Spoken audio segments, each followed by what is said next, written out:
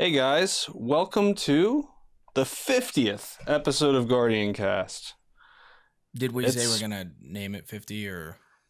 Did we say we're going to name it GuardianCast? I mean, this is the 50th episode of an unnamed cast.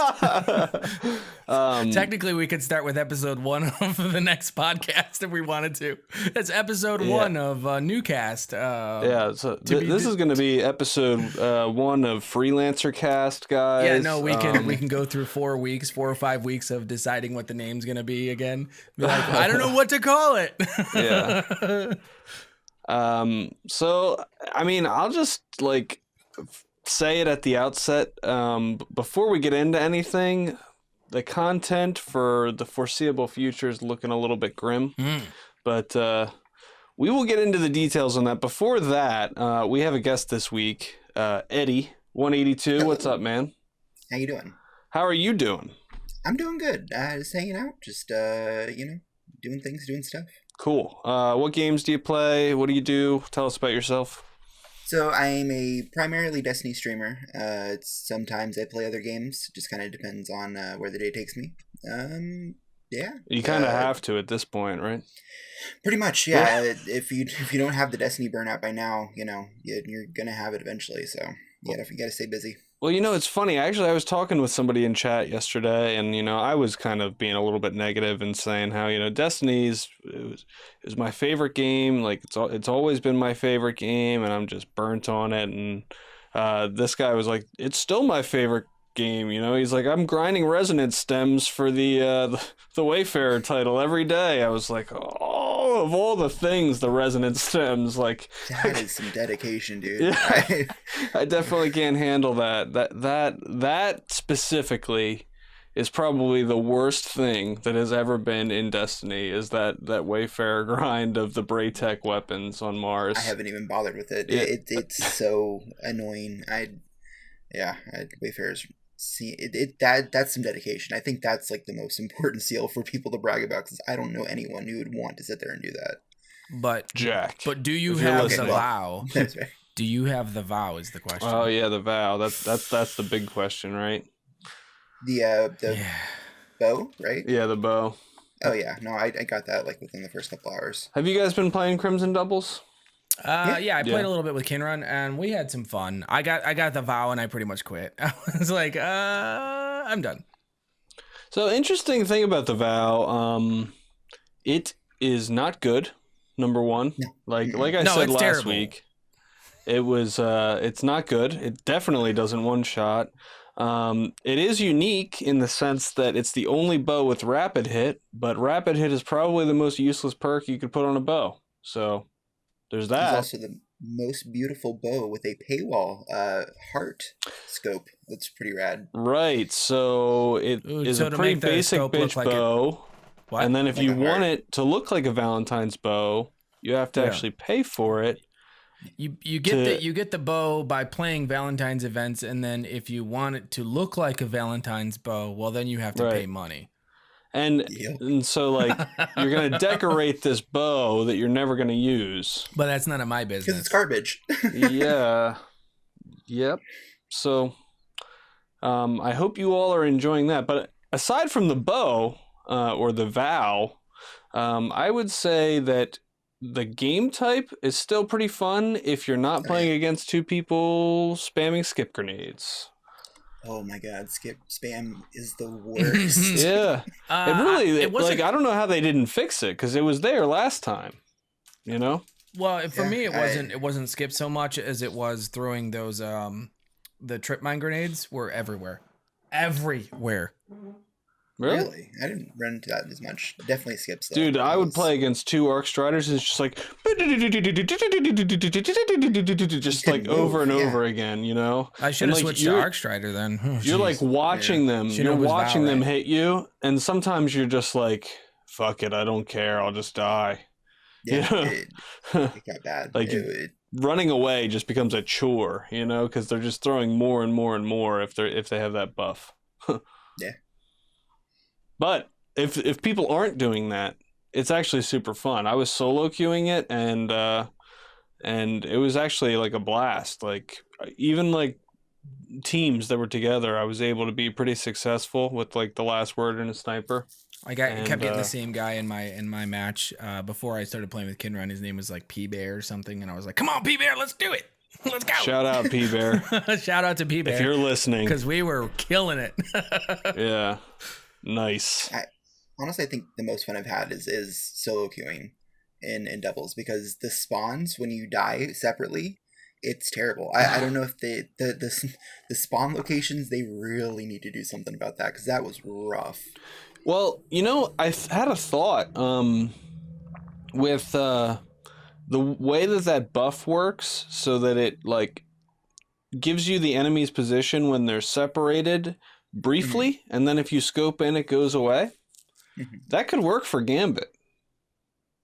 Yeah. Because like the invader thing, like the thing about it has always been like you need like a little bit of a location heads up because of how big the area is.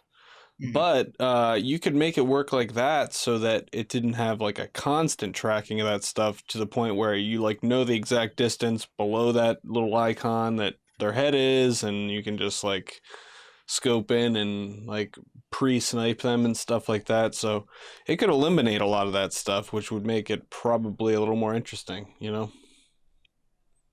I'd totally agree with that. So that was just a thought I had. But other than that, the game type's pretty fun. The bow sucks, and there is absolutely nothing else new in the event whatsoever. I still like the speed of Crimson Doubles. Like, I know we talked about it last year. I think we talked about it a little bit, how we really like the speed of it. But like for me, the speed is still like the prominent reason to play the game. I love getting back my super really, really fast. The speed at which if you can get a couple kills, you get your speed back a lot faster. It's even better this year because last year, if you remember, we still had the two primary systems, so it just plays better now than it did before.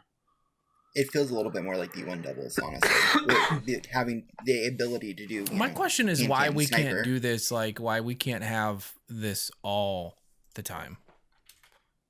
Because Bungie hates fun, and they hate us sometimes. Because you get it once a year so that they can charge you money for it. It just doesn't make any sense. Money. That's all that matters, Exo. Just ask Activision about it. You're literally getting ahead of yourself on this topic, I feel like. No, it's okay. We can jump around. The TWAB is pretty thin, but if you guys didn't hear, Activision apparently made $1.6 billion in profit last year, and then paid their new CFO a $15 million sign-on bonus, and then in the midst of all that, decided to fire 775 employees. So, yep. The ones that were hit the hardest were the esports division, which because like they wanted to turn Hearthstone and Overwatch, they had an esports league, and now they pretty much don't. Because they laid off so many employees. That seems ridiculous. That just seems dumb. Yeah, I mean, like the crazy thing is, like, I looked into this a little bit because like a lot of the numbers floating around Twitter, like 1.6 billion. The 1.6 billion, I believe the way that they know that that's profit is because it was based on microtransactions alone, which don't really have a cost other than the initial design of it. Their total net revenue for the year, when I looked into their annual earnings report, 7 point something billion. So that's a fuck ton of money. Yeah, I guess the earnings. I mean, I guess earnings and profits aren't exactly the same. But weren't we just talking about, like how the new CFO took a $15 million signing, like a signing bonus? Yeah. $15 million. The company we're talking about, for those that don't know, is how many employees alone do you think that could pay? Let's do the math on that real quick. So for $15 million, let's just say average salary of 50,000, which is probably an overestimate because they're not all like game developers, but we'll say 1 million, or I'm sorry, 15 million divided by 50,000. That's 300 employees right there. That's half the people you laid off. So, Jeez. good job. I think Activision. Frankie said MTXs are the Frankenstein monsters of the generation of the gaming industry, but FIFA is 100% blamed for it. So there is a video that I watched, and I don't know if you guys watched it. I did link it in the channel before. But it was about explaining how FIFA's loot boxes are different from Overwatch's loot boxes. He uses Overwatch as an example. And it actually lends itself perfectly to this argument that FIFA's loot boxes are progression based and Overwatch's aren't. They're kind of like just cosmetic, and there's other ways to get them outside of just gameplay, and there's other ways to get them outside of just buying them. So they are way different than the Champion League or the Ultimate Team. But Activision's I think what's the biggest thing to blame here is Activision's projections, because did you see their projections? Like, they're messed up with Forsaken. That's the thing. When they explained themselves, they were like, yeah, we made money, but it wasn't as much as we expected. It's like, well, go fuck yourself. I don't know what to tell you. I'm not sure if that's a strategy that they're trying to entice investors, because they're trying to make it seem like their projections were right on, but whatever reason the gaming industry just isn't feeling it right now, so we're not buying the games. Like, say, like, if they say, oh, we project 10 million for Call of Duty and it does 7 million, and the last Call of Duty did 5 million, they can say, well, we projected 10 million to perhaps draw investors into the gaming space to try to invest big money into, so that they'll be disappointed and then they can lay people off later. But dude, like, that's all it's going to be. That, like, cooking the books is never a way to make, like, that's not really cooking the books. It's kind of like pumping up your projections for artificial inflation. Is that really what they're trying to do? They're just trying to, like, how can we lay off the most employees? I know. Let's inject steroids into our projections and then watch them fail so we can fire a bunch of people. Sounds good. Yeah, we'll probably also end up like severing some relationships with major developers because they can't live up to the expectations that we've set forth. So I know a lot of it. Activision's fault is really their projections. Their projections need to be more in line with what the actual reality is. When you see a game that outperforms, like Red Dead, for example, Red Dead was like, hey, no, we're blown away by what's happening with Red Dead. Like, we're absolutely, like, we think that, this game obviously is a masterpiece or whatever. People say that it is, but you say, oh, well, this game's a masterpiece, we're blown away by it. But then you have, and other companies do the same thing, where they, like, their expectations are way too high. When I've been saying that over and over again, I guess, but every other company seems to understand what actual projections should look like versus sales. Well, I think, like, this is just it's not just in gaming, but it's an inherent, like, problem with, like, corporate culture in general, where it doesn't actually even matter to them, like, how good they do quarter over quarter, whether they make money. The only thing that they're trying to do, they come in and they're like, we have to grow from whatever we were last quarter. So whatever we did last quarter, we have to, like, make even more than that. And it's like this constant, like, game. Growth is unsustainable. And so because growth is unsustainable, they need to open up new avenues to make money. And like you said, it's a shell game where they're moving money around to try. In this Activision's case, it's them trying to say, hey, we're looking to make more money than we made. So that's a bummer. So sorry for 770 employees that need to go find another place to work. Yeah. They're like, sorry that you guys have, like, food that you have to buy and, places you have to live and stuff like that. Well, to their benefit, though, they did offer severance packages, including, the coaching, for new job placement, as well as severance packages. They're also paying them the year of bonus that this year of bonus that they're going to miss out on, or they would have missed out on. So they are doing that. But like when your severance packages, Yeah, no, I give them no credit. it's like they get 0 points. it's like a Terrible. recall versus the whole premise behind like recall versus warranty.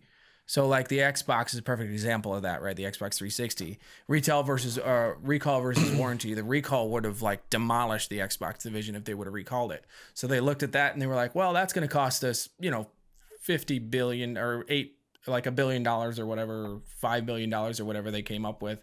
And it's only going to cost us $1 billion for the warranty. So let's do the warranty.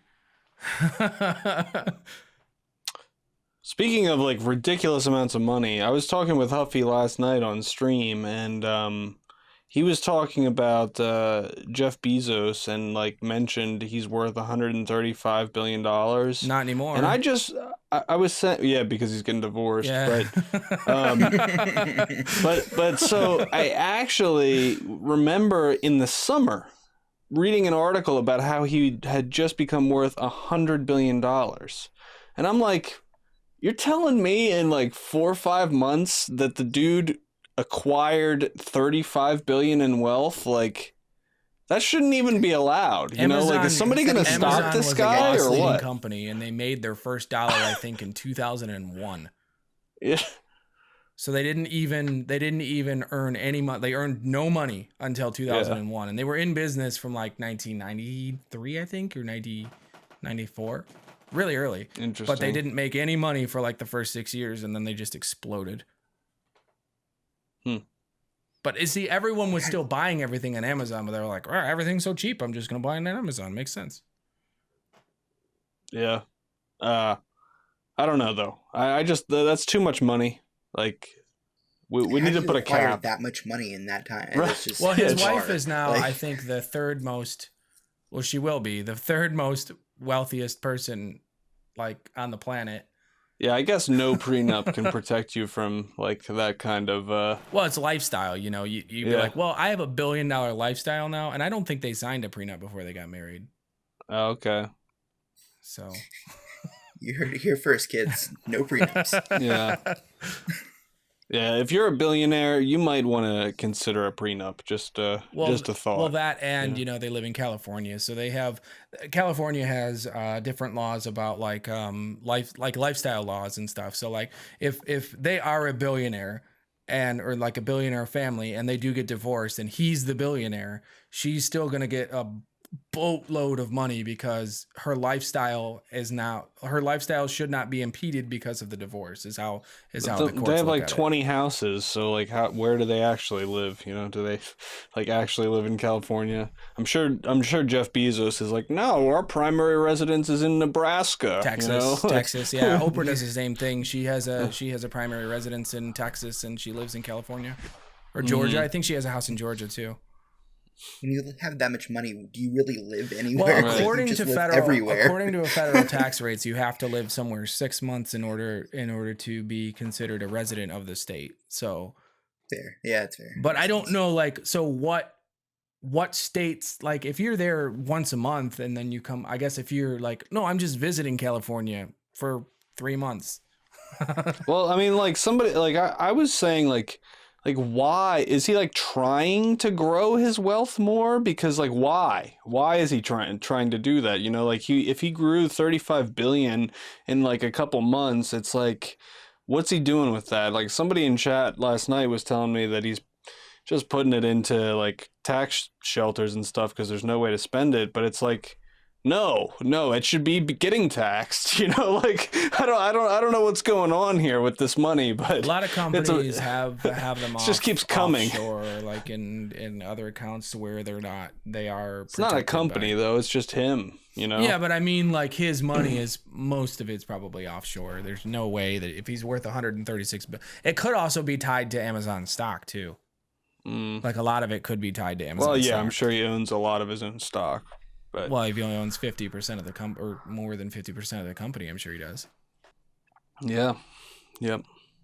It's really weird how they gauge worth and stuff like that. And it's just a bizarre system. Yeah. Interestingly enough, Amazon stock is down. Okay. It's down from what it was in the morning, which was $1,628. Now it's only worth $1,607. Oh no. What a drop. I feel so sorry for him. Can we get like 109 likes for that? Be like 100 likes on YouTube, please. So yeah, Crimson Days. It's gonna keep going till February 19th. Time not to much invest. longer. Yeah. So if you guys are not looking to play Anthem right now, then you can just log in and play some Crimson Days for like the next 4 days, and then it goes away for at least another year. So the next topic is pretty sad. Trials is remaining at the drawing board, it appears. It's not coming back anytime soon. It doesn't even sound like they have a plan for what they want to do. Why do you want to depress me in this cast all the time? Give me all this bad news. I didn't write the TWAB. I know, but it's like, it's like Bungie is like, hey guys, just so you know, we have some really exciting announcement regarding Trials. It's not coming back. Well, when they took it away, Closure. I mean, when they took it away, I guess wrongfully assumed that they had a plan. That it was like, yeah, it's going away, but we're working on something that's really cool. But instead, they were just like, it's going away, and we have no idea what the fuck we're doing with this or faction rallies. Like they're just gone, and yeah. While that's we all don't got have a for you. timeline for when it may return, we want to give you an update on our current thinking on Trials. So like they probably had something, and then they were like, oh wait, so the community probably isn't going to like this, are they? No, they're not going to like it. Okay, well, why don't we do 3v3 and why don't we just do, but then like at that point, it'll be like, what took you so long? So now what do we do? Like they're at a catch-22 now. Either they have to innovate like something amazing. what happened to Crucible Labs? Like, they could have thrown that in the Crucible Labs thing and be like, oh, hey, try this out, see if you like it. I really enjoyed when they were doing the Crucible Labs because it gave us something different, something to try out. Like, it was almost like a test server, and I think they should do that. It doesn't sound like they didn't even mention Crucible Labs. They also didn't even mention this entire TWAB. I know it's an overarching. Crucible Labs is gone. I don't know if you know that. It's not in the game right now.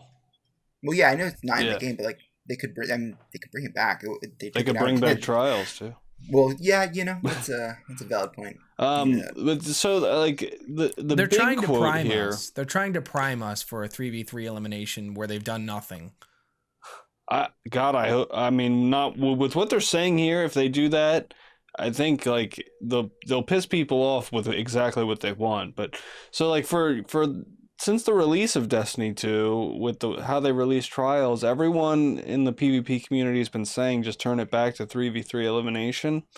I've been in that camp. I mean, it's like at this point, I don't know, because like the game, it doesn't seem like it's their priority right now, but their quote says from the TWAB this week, both Destiny and the online PvP scene have evolved since 2015, so we don't believe bringing back the 2015 version of Trials of Osiris would accomplish what our goals are today. Well, what does that mean? Does that mean that you want like a BR or something? I hope not. I hope that's not what you're saying. What do they want? I think they should be more clear with us on that. I mean, they've been kind of, well, I wouldn't say they've been transparent. Never mind, I'll take that back. Well, they're being transparent in like why didn't we get this post 2 weeks after they got rid of Trials? Yeah. Because like if you take this exact post word for word, and you post it 2 weeks after Trials left, this like matches up perfectly. Yeah. But by now it should be coming back, whatever the heck they had planned. It seems like nothing. Well, no, now it's not the drawing board because it's the ironing board. Oh my god! It's their joke, not mine. Don't sue me. Don't hate me. So they say until we have a solid prototype for a pinnacle PvP endgame activity. Trials is staying on hiatus indefinitely. Well, Frankie says about this, he says... will not return over the course of the next few seasons. So forget it this year. It's just not going to be there. He says that he never understands why people like companies like Bungie put it such a forefront of requirements over quality. Why would anyone not invest in proper R&D? That would require money, but the idea is the company's investors, that appears from what Smoke tells me, that people shouldn't be allowed to invest in these people shouldn't be allowed to invest in video games. So basically people investing in video games that have no idea what they're doing. And he says that now that Apex has showed up, he actually does think that they're going to do a BR. I hope not. And he's willing to bet money on it. Well, I don't know, man. It's not that like I would hate the addition of a Destiny BR. It's just that I don't really want that to be the focus of this game, you know? They would have to do something really special with it. They'd have to do something BR, but completely different to even stand out or to make Destiny players give a shit. And it would have to be like a small part of the game because, I mean, let's face it, the thing about BRs is like the reason they are so popular is because they're free, and like that does not match the monetization model of Destiny. So it does if you take the Eververse out, like, and you pump it up to like, oh Jesus Christ, 5,000, right, which like, would ruin the game. if you did that, it would. Yeah, and it would make a ton of money too. And if they, like Frank is saying, if they do that, the PvE side of it's dead. Because they're not going to invest any time, effort, and energy into PvE when they're making billions of dollars. True. Yeah.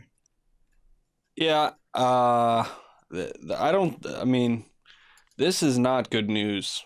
Like, just in general. But to be fair to Apex, just real quick, to be fair to Apex, it's not like BRs can just like pop up and just exist, right? They have to, there's like the reason why Apex is doing so well is because there was a lot of fine tuning behind the scenes that made it, that made the gameplay fun and engaging for the players that are playing it. So it's not like Destiny they could just like go like, okay, let's do a BR and then it would just suddenly just be successful. It's got to take months and months, if not years of tuning to make that a fun and engaging game. There's just I feel like there's enough BRs. I don't need it. I mean, I'd really rather just play like an arena shooter. Well, I just don't like. I heard I watched last week they were talking about, because Apex had just launched, and they were talking about that on Fireteam chat and how Destiny could be a BR if BR was coming in the game. And I don't know who said it, but I'm gonna echo his sentiments, kind of, because I'm not sure that he said what I'm thinking right now, in that I don't think every game has to be a battle royale. Yes, I think battle royales is actually underdone right now. I think that there's not enough of them. Yeah, I don't think there's enough of them. I think because it's definitely disagree with that. The reason why I say that is because it's a genre right now, and yes, it's expanding, and yes, people are making more games for it. But there's maybe 4 or 5 games that actually are worth playing in the BR space, maybe. Yeah. And how many arena shooters are there? Well, how many arena shooters were there? That's the question. That's not just it. I think the arena shooters are sort of evolving into the battle royale space, and I still think that even though you say, Recked, that Apex isn't for you, I still think that there is a battle royale out there for you. Maybe not now, but maybe in the future, where developers say, we want to take what we love about arena shooters and we want to bring it into the battle royale space. It's going to take a developer to say that. If they turn this game into a BR, then here's hoping for Halo Infinite, I guess. But so what I'm actually saying is, I don't believe Destiny should be that game. Mm-hmm. Okay. Because even though I say they're underdone, I still say that not every game needs to be a battle royale, even if it makes a ton of money. I mean, I have to push back and just like point to how many BRs have come and gone. I mean, not all of them stuck. Most of them haven't, obviously. But like in terms of arena shooters, there's just like nothing. Yeah, There's nothing. I mean, you can't even count most of like the ones that are out right now, because Overwatch is like an arena shooter, but it's a hero shooter, and it's like sort of MOBA based. It's like MOBA light. Yeah. And then I mean, what else do people even play? Call of Duty, but Call of Duty has like a BR mode within it. There's nothing. I think there was that Quake game recently, but it died so quickly. Like, if you have an idea that's not a battle royale in these days, I mean, you're not gonna, like, there's not a whole lot of like monetary support. Like, people aren't just willing to throw money at it. So like, even though these games have kind of come out and kind of just faded out, it's because of the popularity of H1Z1 led into PUBG, led into Fortnite, led into Apex. And it's just kind of like an evolution of, well, I guess Blackout falls in there somewhere. Frankie says more devs need to go back to what players need over players want. This is intrinsically why Apex is so popular.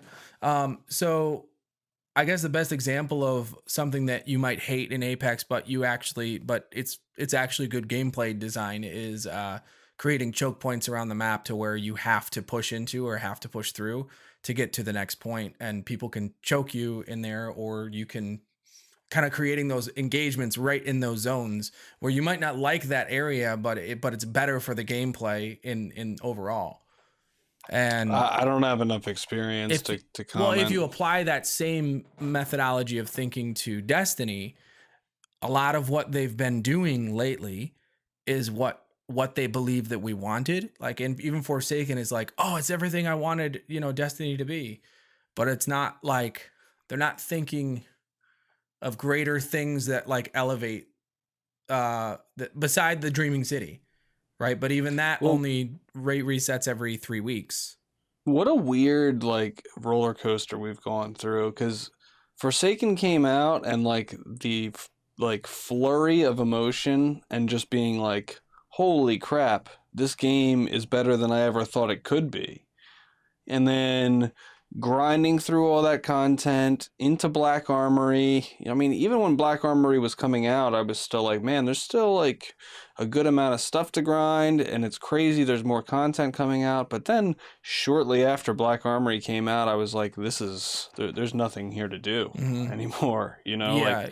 I feel not motivated to play at all. Like, I only play a couple times a week and just play some quick play here and there. I have not been engaging with PvE at all, really. I'll raid with friends just for fun, but I'm not chasing any loot. I think I haven't even done the Fourth Forge yet. I mean, it's tough. Like, I feel like they have abandoned really trying to get people to engage with the game for now, and whatever they're working on is super top secret. Maybe what actually happened then is their release schedule kind of killed them, right? Because if Forsaken was just Forsaken and it was whatever, and like, instead of saying we're gonna release a bunch of crap on this day, they say, okay, well, no, things are gonna change periodically. Like the way things are gonna release is it's just gonna be like, okay, a new raid's gonna launch this day, but guess what, it's still Forsaken, nothing's changing.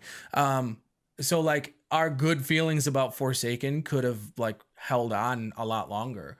I don't think so, man. I think Black that they Armory, just... But when they release a bunch of stuff, like Black Armory released a bunch of stuff. So like, if they would have staggered that release, it would have just felt like it was part of Forsaken. They and we would have did felt stagger a lot of it, though. They tried to time gate it as much as they could and stretch it out. I think honestly, it's really just their tools and like however they have the team split up and stuff like that makes it impossible to release content on a cadence that keeps players engaged with the game like we would expect from a World of Warcraft-esque game, which is what everybody wants. So I don't know what they need to do to get on a pace like that, but like that's the goal. They need a new engine. They need to go we've on talked the Unreal about that engine. many times. Dominator says, honestly, there are too many BIs right now. He thinks there's too many BIs right now. Bungie adding one to Destiny's wouldn't make the impact being late to the game with so in other words, he's saying that it's not going to necessarily benefit them if they did a BR now, because they have a game, well, everybody has a BR now, so it wouldn't necessarily make the game great. Which goes back to what I was saying. Oh, look, Bungie's jumping on the BR train. Yeah, it'll just look like Bungie's just... It's reactionary, yeah. Yeah, it'll be, yeah. So, Tell Yeah, us. I'm bummed about that. Well, so Iron like, Banner's coming back. Absolutely well, nothing changed I about do that. have Did one you? more thing to say about Okay. Trials, because the Trials, Okay. the development statement, and it kind of goes like what I'm thinking is kind of what Frankie's saying here. If he wants people to get back on board, they should include us in the development of Destiny 3. They should be like, hey guys, we're working on Destiny 3. You know, Community Summit. here's what we're doing. Like, this is what we're thinking. This Everyone's is where we want to invited take to the an game. open house. We know Destiny 2 is in its place that it's in right now. We have a lot of stuff to share on that. But Destiny 3 is on it. You know, we're working on it. Here's like, we need to just have an open kind of forum with like for open communication. And to the point on Trials is they're doing the exact opposite again. The thing that we hate about Bungie, they're doing with this post right now. They said that they were going to be open in communication, open and, you know, talks and things like this. This isn't open in talks because it's devoid of the only thing that actually matters, what they have planned. Well, It doesn't, I think that's because they don't have anything planned. even just they- throw out a board that throw out an idea that you had to be like, one idea was this, one idea is this. This is where we're at right now. We have no freaking clue. And just tell us. Like, and so the community can figure it out for you. You have an entire Reddit filled with brilliant people. What were you gonna say, Eddie?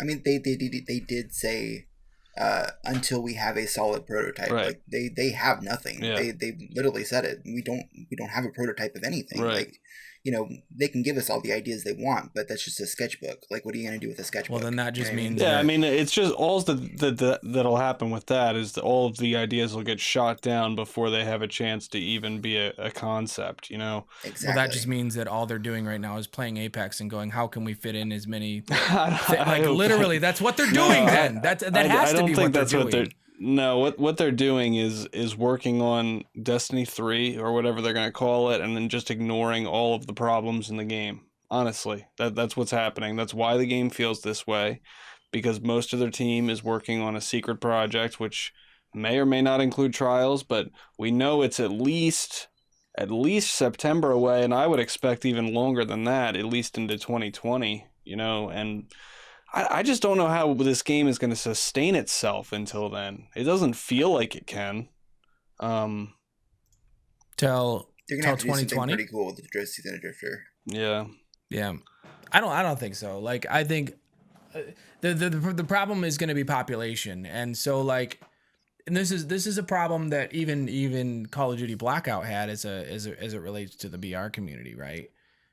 Fortnite being like, games being free to play exist, and because games being free to play exist and are fun to play, games that cost $60 have a less appealing value prospect for somebody who's, because they don't know what they're getting out of that $60 right away. Does that make sense?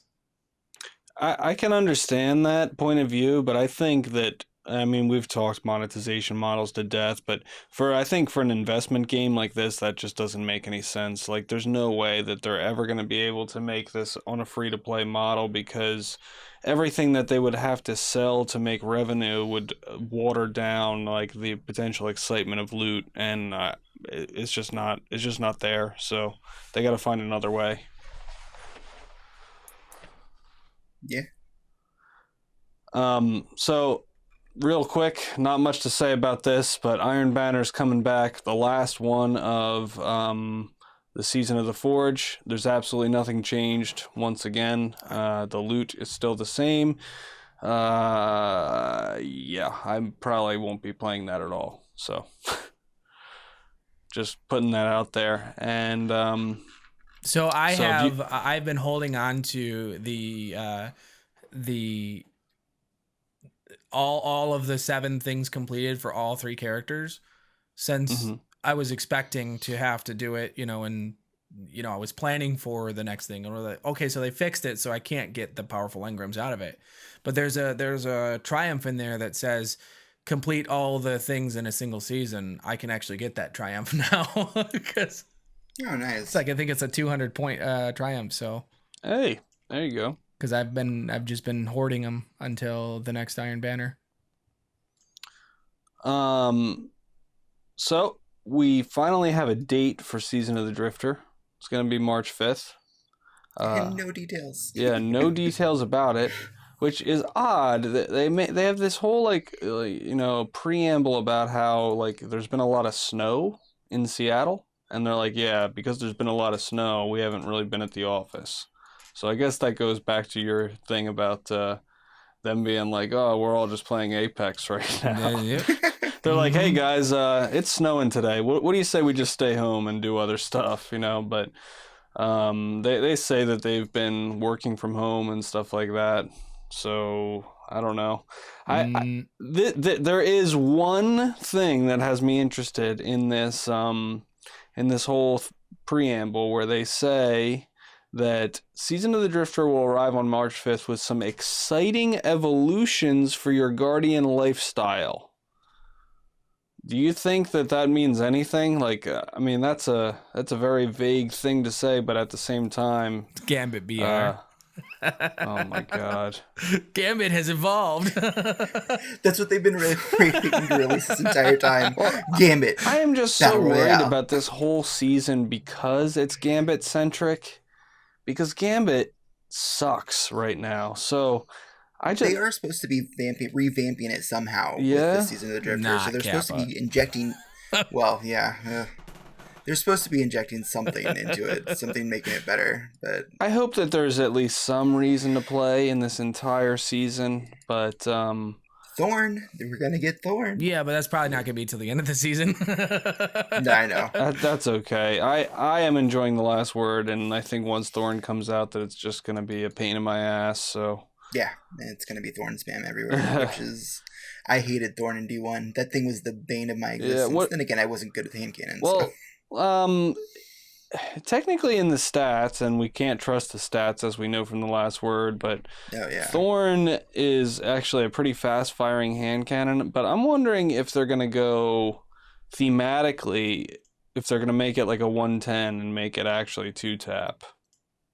Just curious what direction they're going to go with it, because if they make it 3-tap, they're going to have to do something pretty unique to it. To make it worth using, because like every hand cannon 3-taps, Yeah, we already have Le Monarch, whatever it is, that already does the Thorn. See, that's the thing. Because of the like, then it has no reason to feel special. Like The Last Word feels special because it does 3-tap, or what's it, 4-tap, right? 3-tap. 3-tap. Yeah, 3-tap, and it's a 180, which actually isn't even a 180. It's a 225. It's a 225. Right. So it feels special because of that reason. And like Thorn had the damage over time thing, which is cool, but I swear to God, if it's Le Monarch and it's 3 dots and a bunch of like 3s that pop up, I'm just gonna freaking delete the gun. Mm-hmm. Yeah, but if it's a 2-tap, then it's gonna be like the most annoying thing in the world. So, but it can't be a 3-tap because then it's not special. I know. Well, the only thing that they could possibly do with a 3-tap is make it 3 body shots. They could do that. 2 taps to the head. 2 headshots. Yeah, but then they gotta make it 110. 2 head, like 3 I was body. saying. If they make it any faster than 110, make it 130. The only 130. One in existence that's 130. I mean, that would make it special. That's definitely something. That's true. But I mean, the 110s don't currently 2-tap, so even if it was a 110 that 2-tapped, it would be special. True. Mm-hmm. I don't know. They definitely have to. They have to do something because it just can't be Le Monarch 0.2. It's. So I hope we hear more about this next week. Whatever these exciting evolutions are for our Guardian's lifestyle. Oh, what if lifestyle is we can actually alter our characters like look? Finally, and they update the editor for the character. What if that's what that means? I'm holding my breath for sure on that. We can actually do everything from the ship, and we don't have to go to any planet ever except to kill things. Oh my god! No, literally the lifestyle changes, guys. I'm gonna foresee the future a little bit. One of the only lifestyle changes we're likely to see out of all of those that you guys have been listening in here. It's funny, but player housing being one of them. I was actually thinking about that. That'd be pretty interesting. I think they're gonna get rid of the. I have to talk to Ada to go Not back that to I talk to expect that Ada. in Season of the Drifter, but Yeah, definitely not Season of the Drifter. But Yeah. Ada, I think the requirements on having to talk to her as few times as possible is in the works. yeah, there was also I didn't see it in here, but there was something about them making the drop rates on like Jotun and stuff like that better, and How about the 1K though? yeah, that'd be Still great. chasing that thing. Yeah, that would be fantastic. Guaranteed. If the 1K. That what they should do with the 1K is bad luck protection. That's what they should do. They should increase. Yeah, you know what they should have done is do that like 60 weeks ago. But hey. Yeah. Mm-hmm. So that's really it in terms of the TWAB. There was some it was pivotal stuff that they put in here, but it was actually a pretty light news week. I just want to say I'm actually really worried about the next year of content. We joked about it at the beginning, but I'm really worried because they seem to be all hands on deck on whatever the big project is, and it kind of just seems like they're leaving this game in whatever state it's in, and they don't care, so... Or they don't have the resources to care. Going forward, we're going to have an ongoing conversation about what type of content we're going to talk about here, and I'm open to talking about other games. I think like the name GuardianCast is fine, even if we're going to be talking about other games. But make sure you let us know in the comments of this YouTube video if you're watching on YouTube, and in the comments of any of your podcast aggregators. Reach out to us on Discord, whatever. But obviously, the Destiny news is going to be light over the next 9 months to a year. We're going to keep up on whatever news we have, but...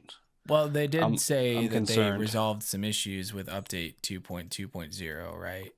So like the Black Armory key mold and all the other stuff. Yeah, I saw all that. Also, important to note is in the next patch... Titan skating. Not only is Titan skating getting fixed, but the one-eyed mask is getting nerfed. Yeah. But how much?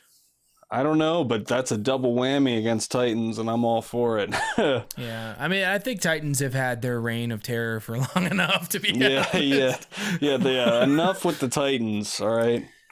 I love using one-eyed mask on my Titan, but playing as a hunter main lately, I cannot stand that thing. Yeah. You're like, well, he got an overshield. You're like, oh man, I made the fatal mistake of shooting at him. My bad. Yeah, right. All right.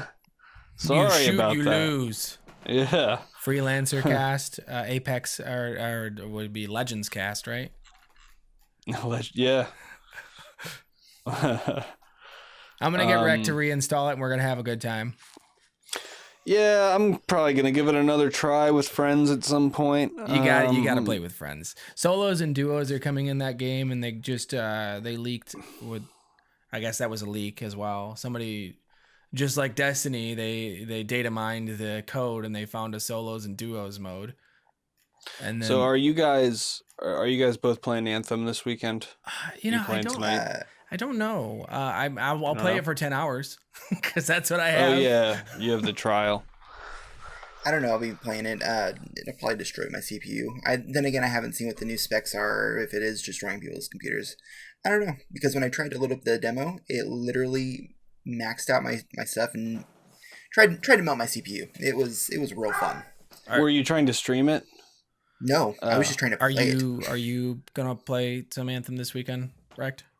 Yeah, I'm gonna play later tonight. Probably with Wits and Lenny. We're gonna try and run through the story. I'm not surprised to hear that, Eddie, because let me put it to you this way. I've talked about this before, but when I played the demo on my PC, which is a dedicated gaming PC, I've got a 1080 Ti and an 8700K, and on max settings, I was getting 55 FPS, which is Oh no. King no. Gathalion said he spent $6,000 on his new gaming computer. It's got a 9900K, two 1080 Ti's, 2080 Ti's, yeah, and like a bunch of other stuff. He's using NVLink instead of Crosslink or whatever to improve the performance of it. And I still think it's getting like 80 frames or something like that. It's on max settings. It's not good. It's a so poorly that's optimized really game. interesting. On my laptop, in my laptop, I have a GTX 1070 and the 7700 laptop CPU, and I was getting like 30 FPS on straight low. So uncapped frame rate. Yeah. Why were people having such a good time with the beta then? And like, well, because everyone I talked to that said it was running smoothly, I said, "What kind of frame rate were you getting?" They said, "Well, I didn't have a frame counter on, but I'm like, oh, so motion blur, got it, you know." Like, but yeah, you turn motion blur off because that's what you do to improve your performance, and so I mean, you don't want motion blur on anyway. It just ruins the game. Because what I will say is it's deceptive. If you don't have the frame counter on, the motion blur will compensate for it, and you'll think it's running smoothly because it's not choppy, but it's not like a good fluid experience. So there's like some stuff you can do. When I tweaked some of the settings on my gaming PC, I turned the post-processing all the way down. I turned down like depth of field and some of the ambient occlusion and stuff like that, and I got it up to like 80 FPS, and it ran pretty well. That looked really good. So I'm hoping today or tonight when I play with the actual game ready driver that it'll be even better, but we'll have to see how it goes. Yeah, I think for the people who weren't listening to you, because like Frankie said he doesn't get why you uninstalled it, kind of, I guess. But like, if you could go ahead and tell them what your experience, because I think this is your first battle royale, right? Apex. Right. Yeah. So like, I'm really not criticizing the game. I know people are having a lot of fun with it. It's just for me, I have no battle royale experience. I tried to jump in by myself, and I found it to be a really frustrating learning curve because you fly in, you look for weapons. I have no idea where to look for weapons or anything like that, and I was just hunting around. Sometimes I'd die before I even found a weapon. Sometimes I'd find a weapon, get into a firefight, and die, and it was just this loop of instantly dying and then loading another game. Instantly respawning. Right, and so then like I played one game that lasted longer than that. It lasted about 15 minutes. I just followed my teammates around, and all they did was hide the whole time. So I got one kill in an entire hour of playing. I just didn't have fun with it at all. And like for all the people out there, they're gonna say, "Oh, well, there's a tutorial. The tutorial sucks." Well, the tutorial doesn't show you how battle royale works at all. Yeah. Like, so it should. I didn't have no experience with battle royale. I didn't learn the keybinds. I didn't understand the inventory management system. Just nothing. I didn't learn anything about the game, and it just was a little overwhelming for me. So yeah, we should play it tonight. I'm definitely playing. Anthem tonight, but well, not all night, right? I don't know. I'm supposed to start at 11. Okay. With Wits and Lenny. So the best advice I can give for a BR, especially Apex, I've noticed, is go in with friends and just goof off. And well, learn the thing as you is, go. Otherwise, it's like if you're gonna learn a torture. battle royale, the best way to learn it is to go to an area where you're not gonna find anybody until you're ready to fight someone. And go to so you can learn where the loot is, and you can learn how to pick up items, and you can learn the inventory system and how it works. Another thing, like I've noticed from watching, and I'm sure this is worse watching people's streams because of the resolution options, but when people get into the long range engagements, I don't know if it's my eyesight or what. Oh yeah. But I'm just like, dude, you're firing at like a tiny cluster of pixels. You look like that I can barely even see. I don't know what the hell like, I'm I don't know at. how you can see that. I can't see that. Yeah. I'm looking at that and I can't see it. So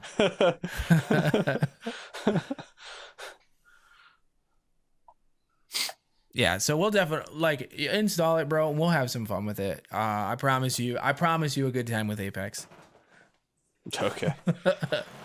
Guaranteed.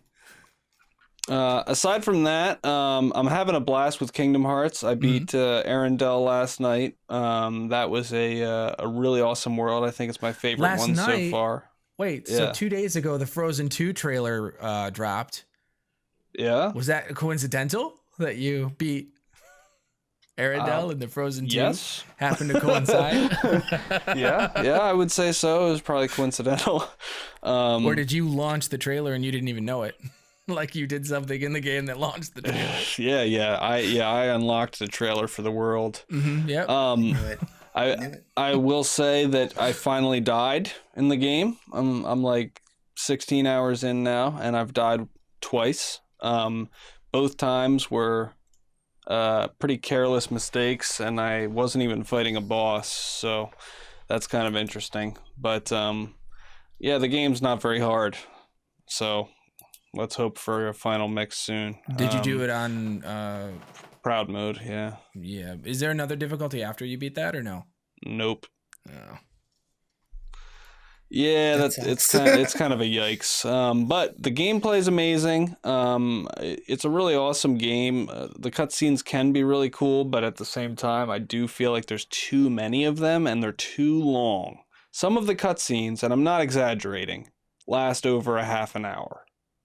Really? Yeah, it feels like watching a movie sometimes, and I'm just like the one day the first day I played it, I finished the first world and it started a cutscene, and I was doing a morning stream and I had to get off because my wife was getting ready to leave for work and stuff like that. And I was like, all right, I'll just finish this cutscene and I'll save it and end stream. And literally it lasted a half hour. I was like, all right. I feel like back in the day with there was is this gonna stop or Metal Gear like, Solid 4 had cutscenes like that. They had a cutscene, I think the longest cutscene in Metal Gear Solid 4 was like 84 minutes or something like that. Holy crap. 4-minute cutscene. Yeah.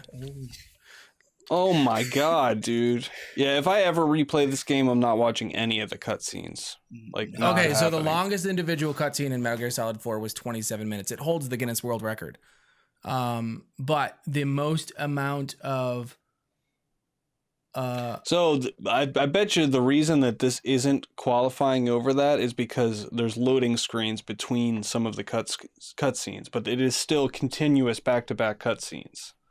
It's still story Right. going on. But yeah. Without you being able to control your character in between. That holds actually 2 Guinness World Records. The first Guinness World Record of Metal Gear Solid 4 holds is the longest cutscene in a video game, single cutscene in a video game, which is 27 minutes. The longest cutscene sequence, which means they're doing multiple cutscenes, they also hold at 71 minutes. Oh my god. Oh my god. It's brutal, man. That's brutal.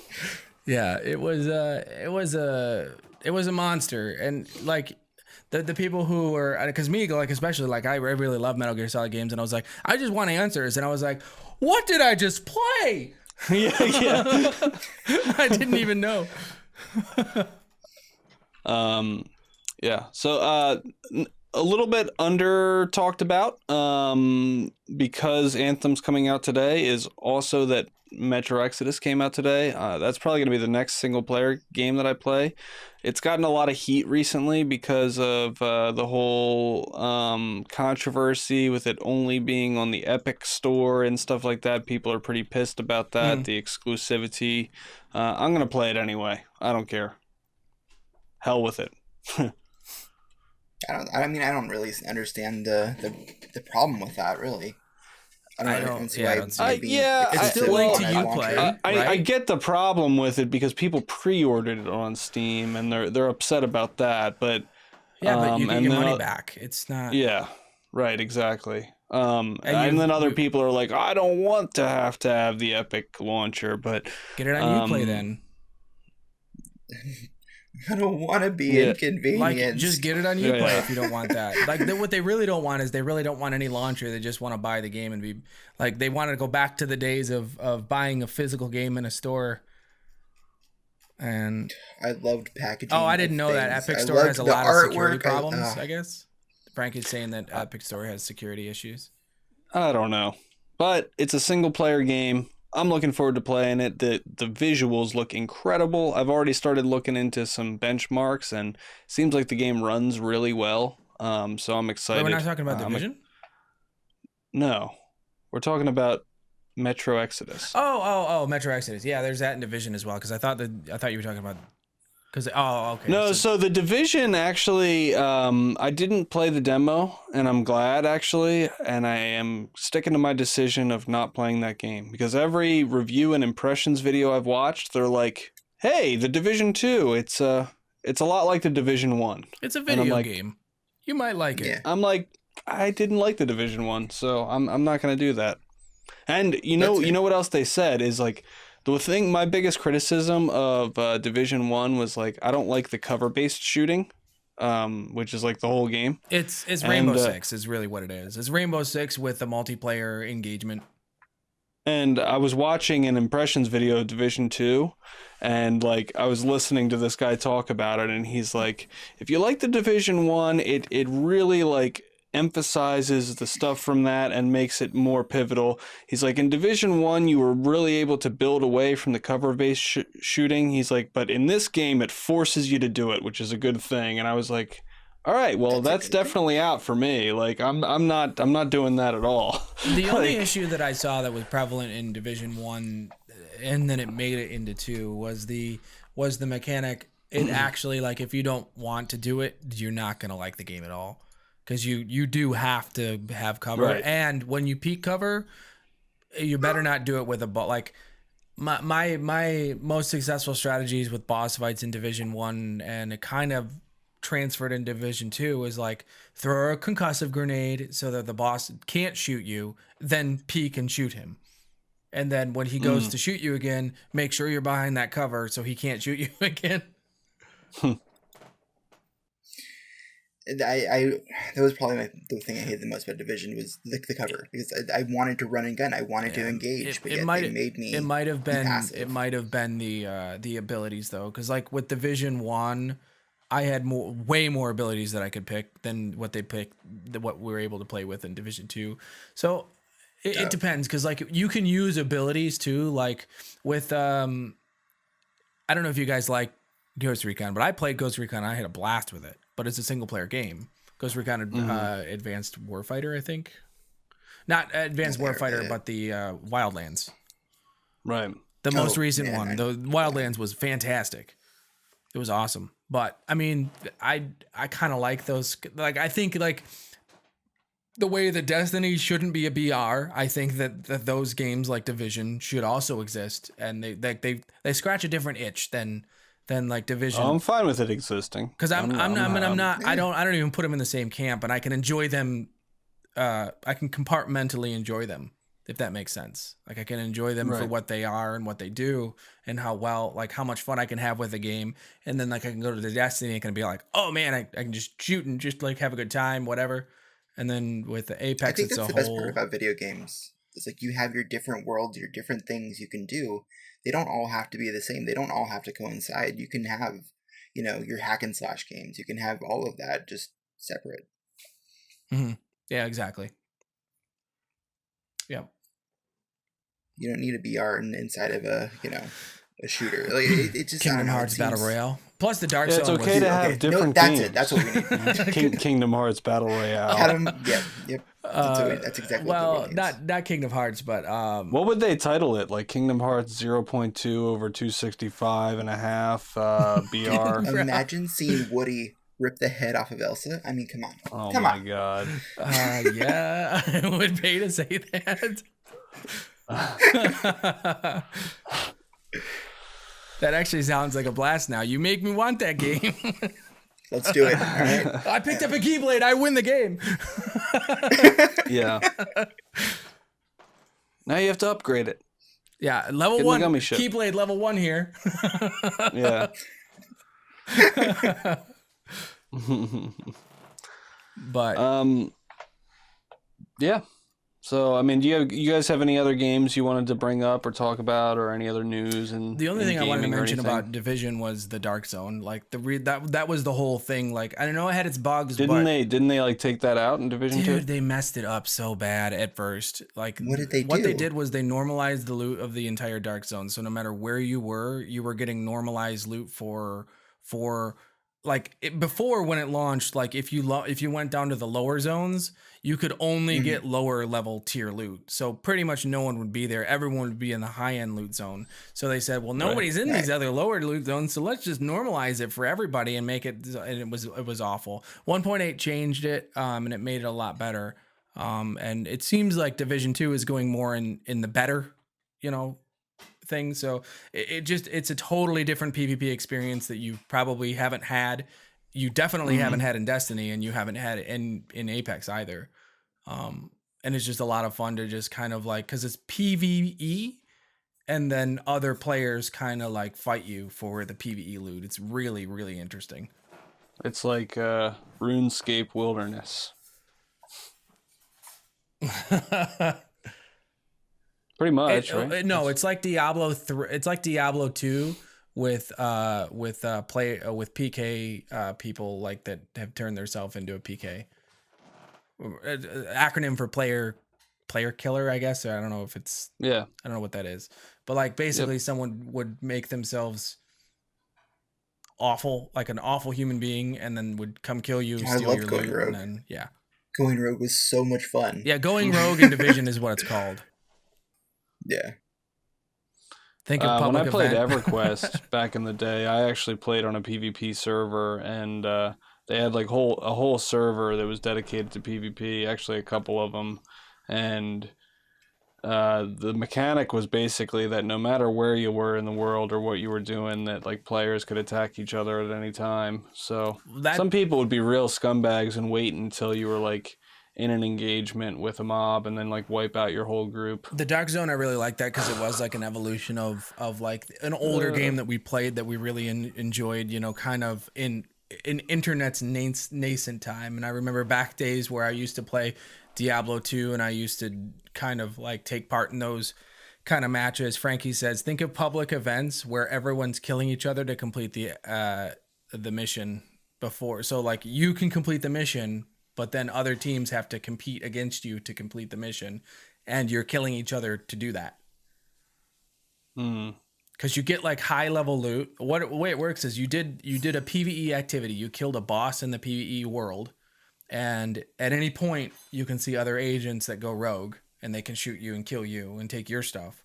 Everything that you've gained in the Dark Zone needs to be extracted because it's poisonous, and it needs to be extracted and cleaned. And then you have to go to an extraction site. Well, when you go to an extraction site to extract all that awesome loot that you get, it makes it so that everyone on the map can see that you're extracting, and they can go right to you and kill you if they want to, and take your loot before you extract or extract it somewhere else.